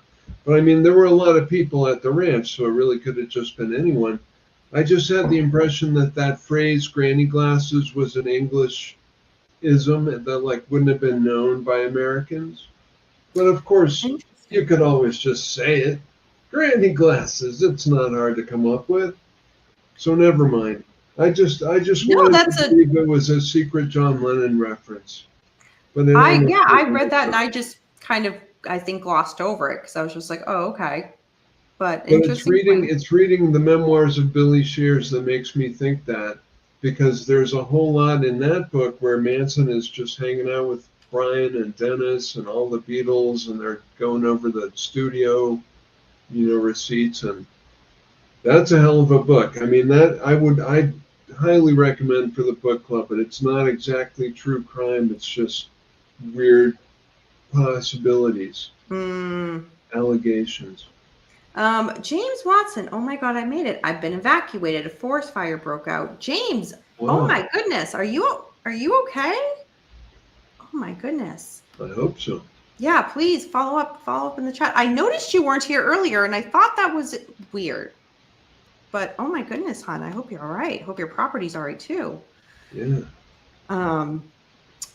So, all right, here it is. A forest fire burned up to a few hundred yards from our Oh. place. Oh gosh. Well, keep us posted, James. Keep us I posted. I'll guess message it's you later. fire season too. Be careful. Oh my goodness. Wow. James, I will message you later. I'll message you later. Thank you for letting us know. Oh my goodness. Let's see. Lynette says, again, police were a constant present in their lives at the ranch. They were kind of always being monitored, so they were a bit on edge. Lynette says, quote, living outdoors gave us a sense of the essential, and living covertly, closely together was teaching us to function as parts of one body, end quote. Another quote, she says, George was the understanding grandfather and a stern patriarch of the ranch. Charlie was the new age, the visionary, the sage, and the wild one, end quote. June buggies, she talks about they were the best transportation for where they were living at that time at the ranch. And Lynette says, in regards to all of the things that was going on, she says, quote, there was a lot going on and I didn't know the half of it, end quote. Which isn't that when I read that stuck out to me, because I think there's a lot, if you read the Manson case literature, there's a lot of things that have happened at this point at the ranch, and Lynette doesn't describe it in her book, but if she's saying I wasn't even aware that happened, then that makes sense. Yeah. Yeah, you just have to read between the lines and don't even assume they're leaving it out on purpose. Just kind of take the whole case, the whole episode as a mysterious happening and get all the angles on it, and until you stop being interested, but it's truly fascinating. Yeah. And there was a certain quote that she said about the ranch itself, and I thought it really stuck out to me, so I wanted to mention it in here. She says, quote, in my mind, the ranch would always be ours. In revolutionary times, it would be a safe place to rest and refuel before moving on. The fountain of the world would be another. A prosecutor would allege that we were leveraging George for the deed, but who needs a deed in the midst of lawlessness, end quote. Do you know much about the Fountain of the World? I know it not as much as I should, but I know the basics. It's pretty fascinating that Manson later gave all the women colors, and that was a tradition that he adopted from the Fountain of the World. So I imagine it was largely a blueprint for whatever he was trying to enact, not necessarily a team of killers, but like a new religion or whatever he was trying to do, with his family. Yeah. And that's a good point, because there's different pieces of things I think he had taken, borrowed, whatever word you want to use, or From a lot of from like sources. Scientology, for example, like there's different pieces from different types of practices that he took, and I think was then using them to what made sense for him. Right. I don't think it was part of an evil plan. It was just kind of the magpie approach, just trying to figure out life. Like, well, Scientology's got, I don't remember what he liked about Scientology, but Fountain of the World, I think, gave him the idea of like female disciples and whatever the color spectrum signifies. And I've never heard it explained. Yeah. But it must be explained somewhere. No, good point. Thank you for bringing that up too. Yeah, Fountain of the World is like, there's so, like, one of those things where I'm like, I want to go down that rabbit hole. There's a lot of. Well, it's interesting. It was all centered around a male paragon, Krishna Venta. So that might have given him the idea, oh, I don't have to just be what I am. I can be this male paragon deity figure. I mean, I don't know. I don't want to speculate what his thought process was, but it does seem to be very largely, he's all about reflection. It seems largely to be a reflection in miniature of the same kind of ordination. Yeah, for sure. Let's see. So I will just, full disclosure, Zach and everybody in the chat, this was the last part in the book, 1969. So yes, this is where like a lot of things were ramping up to what was going to happen. But this was also the part where I'm like, oh my God, I have like 30 pages of notes. Let me not put every single thing down. So Zach, if I jump over anything in it, please be like, Dani, you forgot this. I can only think of one point. So, Please, go ahead. Well, no, keep going. I don't think it's time yet. Maybe I have it in here and You're you won't probably need going to to mention it yourself.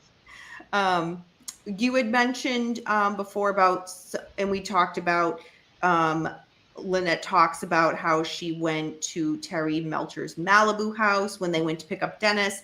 Again, his girlfriend, quote, the daughter of the world famous American entertainer. Again, once again, we're talking about Candace Bergman. She's not mentioned by name, but we do hear Deanna. So Deanna Martin was also there. Oh, right. Yeah. She was playing and singing piano. And Lynette says the story. I think she does say Dina Martin, doesn't she? Yes. But she doesn't say Dean Martin. She just says famous entertainer or whatever. Singer, famous singer. Go on, pardon me. Yeah, no. Oh, good. So she says that when Dina was singing and playing piano, after she said to Charlie, like, what do you think? And Lynette says that Charlie responded by saying, quote, I think you should go wash your face. I can't see you through all that plaster, end quote. Worse. Dennis wasn't ready to leave yet. He said that he would, he basically said to Manson and the girls, just, come back later. And Lynette said at the time of that, quote, it was a brush off. From my vantage, Charlie and Dennis were once connected in a brotherhood. To no men since ancient times. There was love in between them, and then it was gone. We left Terry's house and didn't come back, end quote. Let's see. There was another quote here that it's kind of like an overall quote about this point in their life, but I thought it was really worth saying because it kind of, when I read it a few times because it really stuck with me. Lynette says, quote, with each of us envisioning our future in the desert, it came till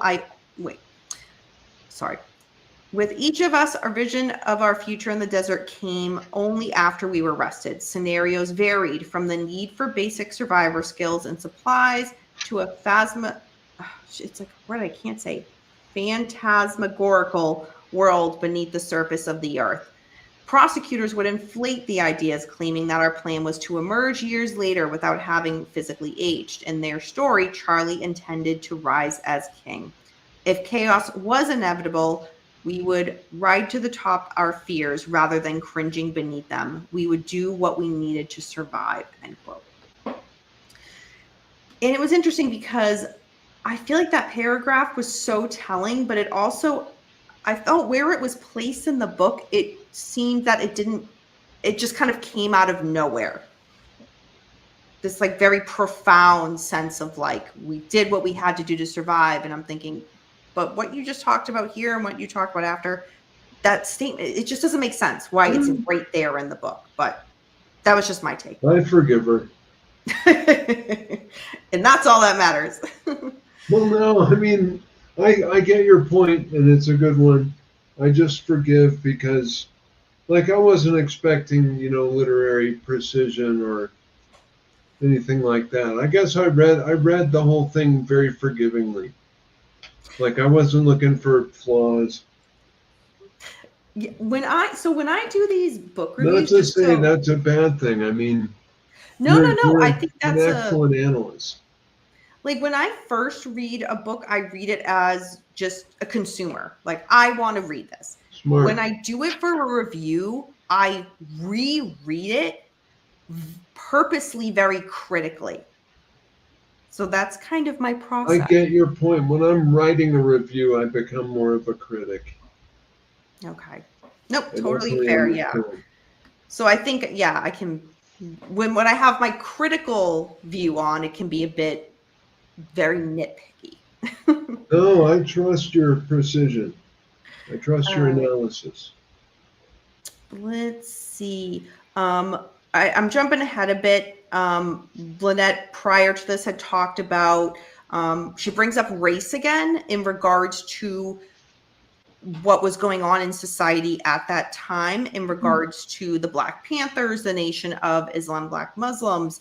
And then in regards to what was going on at the ranch, it was a big deal when Shorty Shea had brought his wife to the ranch. That was something that they had discussed. And Lynette goes into a lot of detail about all of, again, the Black Panthers, the Nation of Islam Black Muslims, and all of that. So it just kind of gives you a perspective of kind of what was like happening at that time at the ranch and outside of the ranch.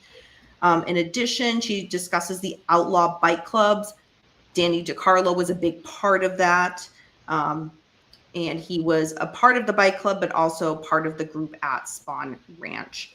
This is where, Zach, you had brought this up earlier on. How Lynette kind of brings it in is she says, you know, at the ranch, a phone call came in, a guy wanting to talk to Charlie. The man talked about killing a girl if Charlie didn't get back with the money or, quote, the dope, end quote. This was clearly about Tex. And the man on the phone was Bernard Crow. And then Lynette went on to discuss what had happened with that. And that's Lots of Papa, for those who don't know. Bernard Crow is Lots of Papa. Yeah. I will say, for me, Zach, Lynette didn't seem to have a lot of like, I saw this or I heard this in regards to the Bernard Crow shooting. It just seemed to be like, this is what I heard them say. Yeah, I don't think she was present. Yeah. It's an interesting detail, and I've heard this story before, but when he gets the brown leather shirt and he puts it on and he's trapped inside for a second, but he's apparently meanwhile still like holding the gun to Lots of Papa or something. Remember what passage I'm talking about? I don't know what page it's on. Oh, I don't know the page. Like apparently they're in the middle of the standoff and Charlie notices someone's shirt that he likes. And he's like, oh, one of the security guards gives it to him and he's like trapped inside trying to put it on. I don't know. He must not have been holding the gun at that point, but it's sort of happening in the same few minutes. Yeah. And again, this is like Lynette talking about kind of what she heard had happened because, yeah, she wasn't privy. Yeah, that's true. Wasn't there. So she could have made much more of it or presented a distorted picture.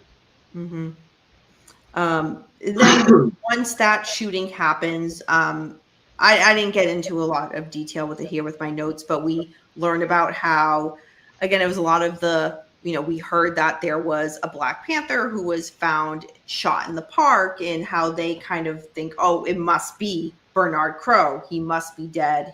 But in reality, and then supposedly for the first time, like all these Black people come to the ranch to ride horses, and she doesn't say as much, but maybe people interpreted that as like, oh, the Black Panthers are casing the joint.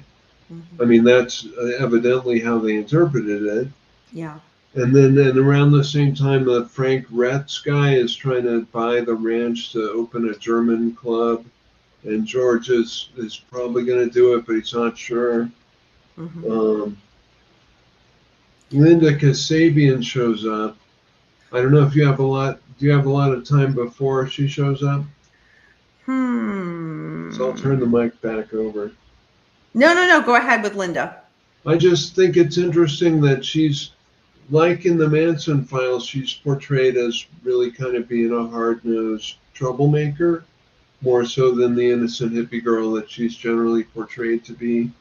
And that she was the first time Lynette heard the cops referred to as pigs.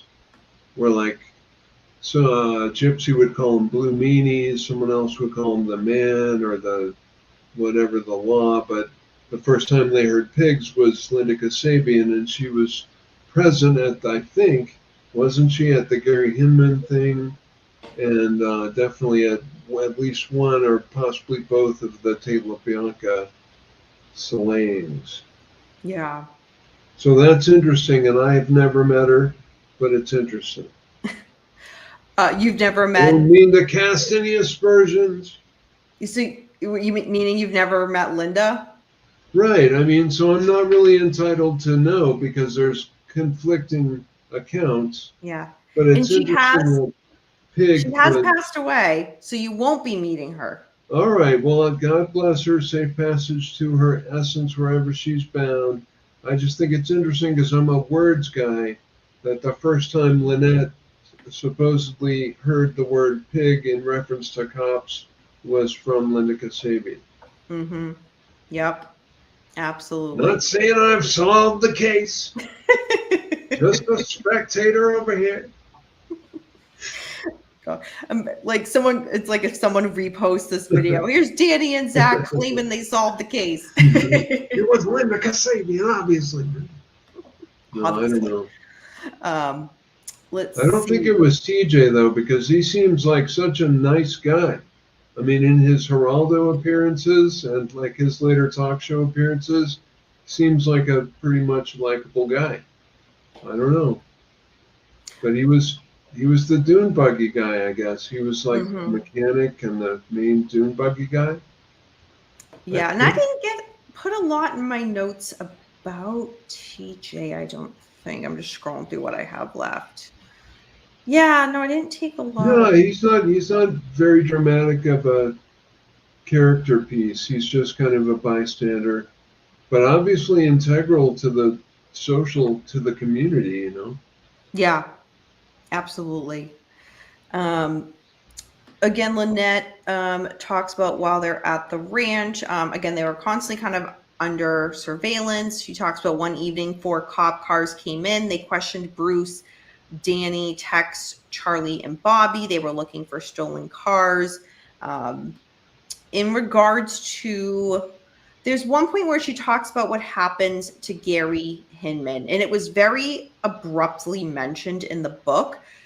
She says, quote, the news about Gary shot through my brain both quickly and slowly, lodging on the edge of my spine. I chose not to ask questions. People said later that Gary had sold some bad psychedelics and then failed to reimburse the buyers. Bobby wanted, oh my gosh, I messed up my word. What did it say in the quote? Bobby wanted on the road to see one of the girls. Oh, Bobby was in one of the vehicles from Gary when he was on the road to see one of his girlfriends and was arrested for Gary's murder. He wrote to us from the county jail. I don't recall what the letter said, but he wasn't whining or crying for help, end quote. Lynette then talked about Bobby's character, how much of an honest, generous, good person he was.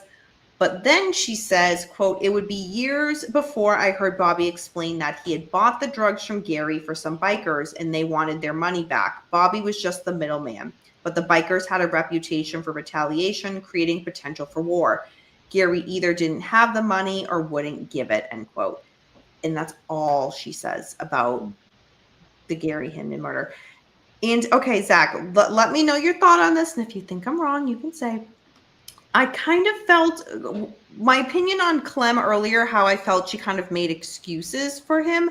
I felt she made an excuse for Bobby here, especially when she says Bobby was just the middleman. The bikers had a Yeah. reputation. It just kind Well, of, I don't know. my conception of that whole situation is that the bikers were doing mescaline for the first time, and they didn't know that you have to puke before it hits you, which is like known to users of mescaline. And Bob, I don't know if they had conversation about it. Bobby might not have told them to be ready for that, or they might have thought, oh, I'll just deal with it. But it seems like they just kind of got sick and had a bad trip because they weren't expecting the effects. So in a sense, he was the middleman. He might not have known that the bikers didn't know what they were getting into, but I agree she was making excuses for everyone she could that was Mm-hmm. part of her family, or her Right. community, I should say. Right. Yeah, that was just one of the things where I was just like, okay, like at this point when you're making the statement in the book what happens, and it just But seemed to he's kind of. definitely more than just, I mean, he like went on to steal the car or like accept, or yeah, he takes Gary's car, doesn't he? And he like Mhm. hides the knife inside the wheel well or something. And he's caught in the car. Yeah, so He's he, caught he sleeping in goes, the he car. goes, he begins as a middleman, but then he takes the wrong road. Yeah. He worsens things. Let's see. The Los Angeles newspaper were reporting that a VW theft ring and chop shop operated by a motorcycle gang had been busted at Spawn Ranch. She talks about, the cops said that there were drugs and drug paraphernalia that were confiscated. But again, 4 days later, they were released and charges were tossed because an officer typed an incorrect date on the search warrant. That's something very well known with this case. And then there's a lot of that's a whole rabbit hole. Cops make mistakes like that all the time. That that child abuse guy that got pardoned, I can't remember his name, Hernandez from Eton Pates. Eaton Patsy. Oh. That guy, and he got pardoned for a clerical error too. Mm-hmm. Yeah, we just talked about that saying he's guilty. Yeah. Just an opinion. In regards to this error, this incorrect date, what Lynette adds is, I believe it had more to do with the ex-cop who sold them a dune buggy that he never legally owned, and that dune buggy was not returned. So she added that little caveat to it, which I found was interesting. Yeah. Let's see. At this point, she said there's about 15 people in the group there and at least one baby. And all right, I just have a couple more points in 1969 to mention. Let's see. One of the best, okay, I made a note here. One of the best quotes I took away from Lynette's book that was in this section of the book was, quote, "Everyone who lived on the ranch owns a piece of the story, and each has different recollection about any event. But I think I would agree that we were not only on the edge of society, but of something that was about to jump off. While maintaining a facade of normalcy, some of the girls became bulimic and anorexic. Some people took drugs not normally used by any of us. And a lot of people were overeating donuts," end quote. Interesting. The last passage of the book for this part, Lynette talks about how one early morning, the county sheriffs were watching them through binoculars, and then they approached to arrest them. Lynette says they came toward her, and she said, put up her hands, don't back away, back away, don't touch me type of thing. And they punched her in the face. They then searched her. From distant hills, girls and babies were brought down to Barker's at rifle point. She talks about how Brenda was asleep naked in the sand. A rock hit her back and she awoke to strange male voices. So she grabbed her shirt and began to run. They shouted their intentions that they were going to shoot her, but she kept running. She made it over another hill before she was confronted by more law enforcement. A large shot sounded, and it was a bullet piercing the tin roof of the bunker. Katie, Sadie, and Leslie came out of the hole beneath it, each of them kneeling, and then standing on with their hands up in the air. Clem and two younger guys were apprehended near the foot of the wash, chained together. Lynette says they were initially charged with grand theft auto, receiving and selling stolen property, and an unregistered gun. And then the book ends, that section ends with a letter from Charlie that he wrote in 1981. Okay. Anything in that 1969 section that we missed, Zach? No, I don't think so. I think you did a fine job covering it. So there's one last page after that, and all it says, it's one paragraph. It says, after that, the last written thing about Lynette, is, quote, "Lynette Fromme spent 34 years in prison after pointing a 1911 model Colt .45 pistol at the President of the United States in order to get her imprisoned friends back in a courtroom. There were no bullets in the chamber of the gun," end quote. I think that's the first news report I ever heard that had any relation to this. Been like probably the introduction to the whole thing for me was hearing about that as a little kid. Yeah. So that we're almost at 2 hours. So that in a nutshell is Thumbnail Reflexion. view.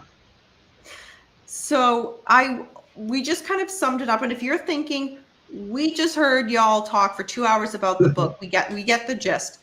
There's so much more. Like Zach, I'm sure you can There agree. are a lot of sinkholes. You're going to get captivated by a lot of things along the way. I'm sorry we took so long taking you through it, giving you a thumbnail view, but it's worth your effort. 100%. I mean, the book is just shy of 500 pages. So I mean, there's so much that the reader is going to get from this that we didn't even touch upon. I'm sorry. It's something she was probably putting together for years, you know, and it was like her life story. So it's done with a whole lot of attention and commitment. And for those wondering, it was printed in 2018. So just to give a little bit of context of when it was actually published. So my overall notes, or thoughts about the book, kind of putting out, describing things, just my overall thoughts. I recommend this book to anybody. I think I personally, when I'm reading about a point in time in history, I like to read as many kind of accounts and narratives about that time as I can. There's a million books about the different members of the Manson, Manson family, Manson commune. And this is one of them giving their perspective on that time. Again, kind of as Zach was saying, with everything kind of, it's like, take it as you will, take it with a grain of salt, maybe, read between the lines here. But in the end, this is Lynette saying, here's my recollection and here's my truth of what happened at this time. To me, like I said at the very beginning, it read to me kind of like a diary, not so much like I'm going to, I'm a writer that has 10 books under my belt and I'm putting out this book. And I'm not saying that as a knock against Lynette at all. It just has to me, like a diary feel, but it makes it a bit more of an intimate read as a reader. I think it's like her life's work, Sorry to cut you off. No, please, no, you're absolutely spot on. And this is just me being nitpicky, I like a very chronological order. And if you're thinking, well, Dani, Zach, you guys just talked about the different chapters that there were, or different sections that there was still a lot of jumping back in time. It was a lot of back and forth that I didn't think was necessary. I think it could have been written in a more cohesive way, but that's just me being picky. One of my notes here, for example, even with the year category sections, it bounces back. So for example, in the 1969 chapter, she'll be like, oh, in 1968, and then go on and describe it. And say, well, wait a minute, you could have put that in the chapter before of 1968. So all right. It doesn't break the book for me, but it's just, I get very critical of that. I understand. I'm more forgiving of the jumping back and forth. But I know you're nicer than me. I think no, it's okay because I'm reading it. I appreciate your commitment to review it properly rather than just kind of react to it like I've been doing. But I'm glad to be reading it at this point in my curriculum. I've read like maybe 13 or 14 others, and I'm coming to this book at this point and thinking, oh, this is the good one that I really enjoy reading. But it's not necessarily more or less reliable than Diane Lake's book. I will make the point that Diane Lake's book differs from Squeaky's book in that Diane Lake is more like a recovered former member, and Squeaky is a lifelong committed, not necessarily member of the family, but like contrarian, countervalent individual. Not trying to fit in with society. So that's a distinction that Squeaky's book has. It's not trying to look nice, or look appropriate, I guess. And that actually goes really well with what Wolf is saying here.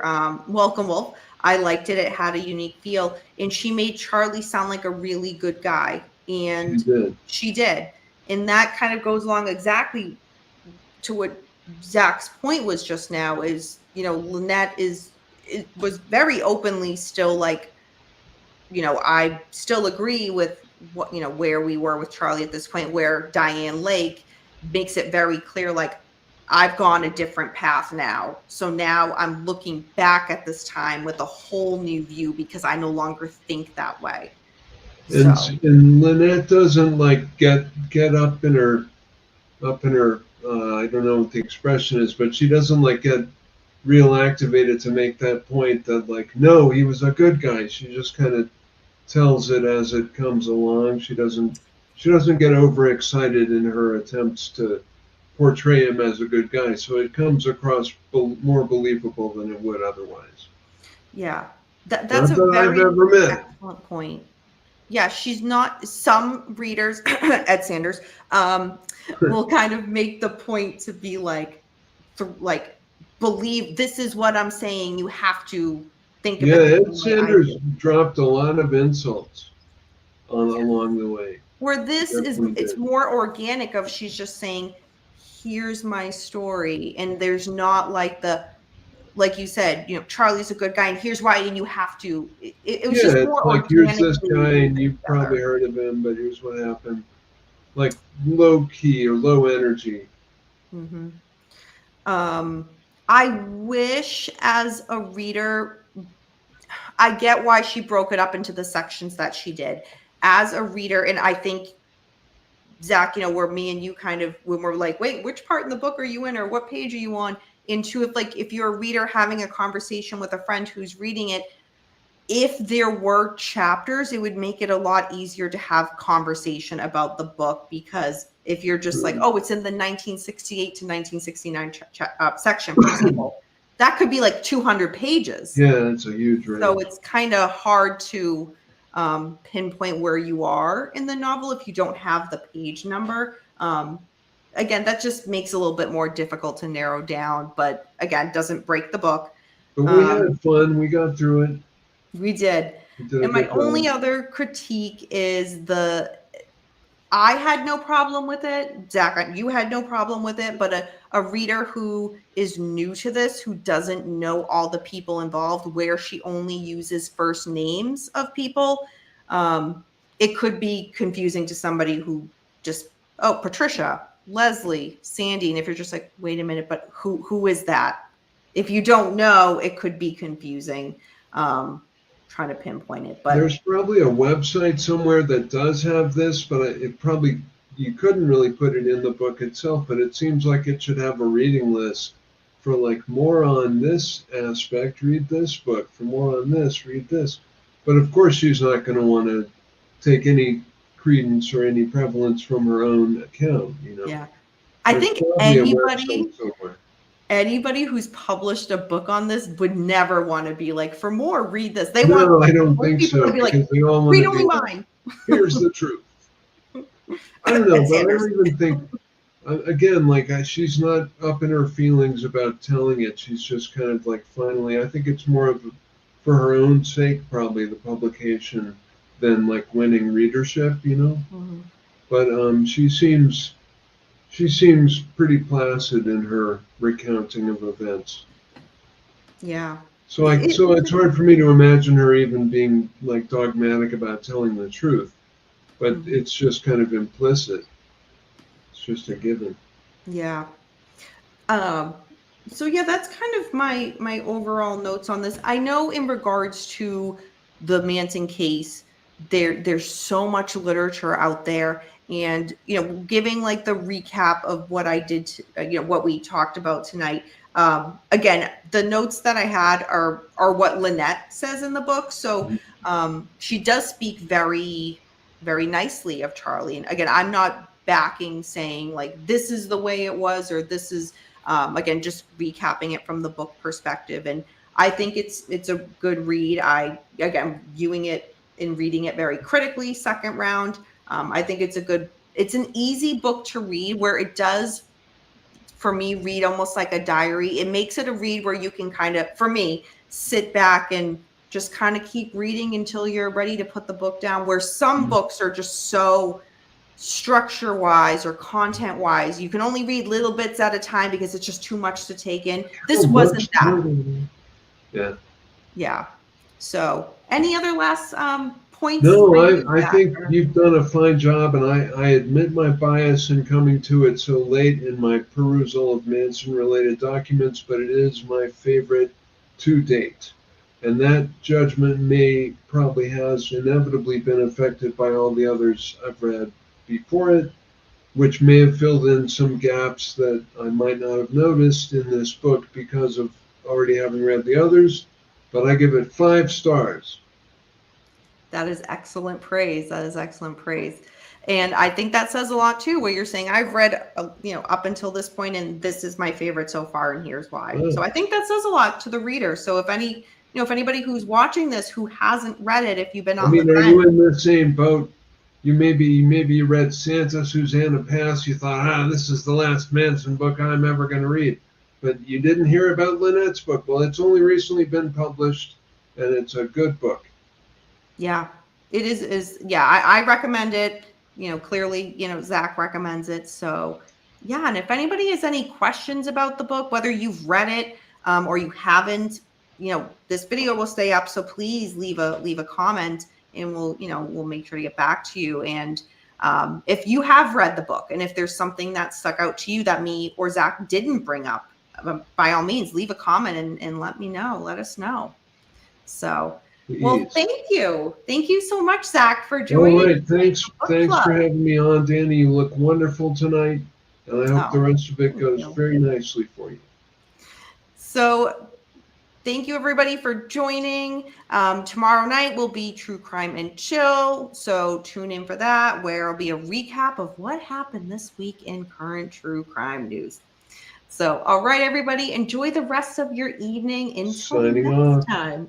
We don't live in darkness. Darkness lives in us. Bye, everyone.